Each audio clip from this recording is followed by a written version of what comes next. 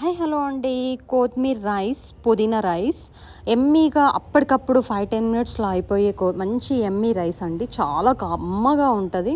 నోరు బాగాలేనప్పుడైనా క్విక్గా అయిపోవాలన్నా మంచిగా ఉంటుంది అనమాట. Try it. మంచిగా సేమ్ క్వాంటిటీలో కొత్తిమీర, పుదీనా, ఎల్లిపాయలు కూడా ఒక కప్పు సేమ్ క్వాంటిటీలో హాఫ్ కప్ 1 టేబుల్ స్పూన్ అంతా తీసుకొని మంచిగా వాటిని పక్కన పెట్టేసుకోండి. తర్వాత నేను చూపించిన మసాలాలన్నీ 1 టేబుల్ స్పూన్ ఆయిల్ వేసుకొని ఇవన్నీ పచ్చివాసన పోయేంత వరకు ఒక 2-3 మినిట్స్ వేపుకున్న తర్వాత కొత్తిమీర, పుదీనా, ఎల్లిపాయలు కూడా ఉన్నాయి కదా, వాటిని కూడా వేసేసుకోవాలి. వీటిలోకి వేసేసుకొని మంచిగా మగ్గనివ్వాలి. 5 మినిట్స్ పడుతుంది. పచ్చిమిర్చి కూడా మీకు టేస్ట్కి తగ్గట్టు నేను ఒక 4 వేసుకున్నాను.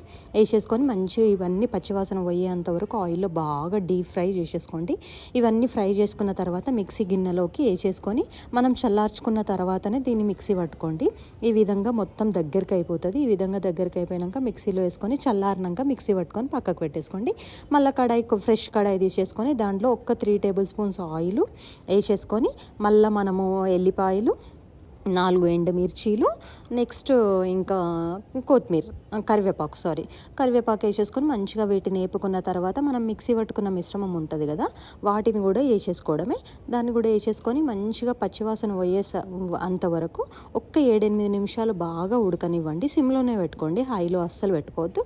సిమ్లోనే పెట్టేసుకొని మంచిగా వీటన్నిటిని పచ్చివాసన పోయేంత వరకు వేపుకొని మనం మిక్సీని కూడా కొంచెం వాటర్ ఉంటుంది కదా, ఆ క్వాంటిటీని కూడా పోసేసుకొని 5 to 6 మినిట్స్ మూత పెట్టుకొని కుక్ అవ్వనివ్వండి. చిటికెడంత ఉప్పు వేసుకొని 1/2 టేబుల్ స్పూన్ వేసేసుకొని నెక్స్ట్ మనము మంచి కుక్ అవ్వాలి. వేసుకొని మూత పెట్టేసుకొని పసుపు, 1/2 టేబుల్ స్పూన్ ఉప్పు వేసేసుకొని మూత పెట్టేసుకొని 5 to 6 మినిట్స్ సిమ్లో ఉడకనివ్వండి. నూనె పైకి తేలుతుంది. నూనె పైకి తేలింది అంటే మనకు ఆల్మోస్ట్ డన్. ఈ విధంగా అయిపోయింది. Almost curry is done.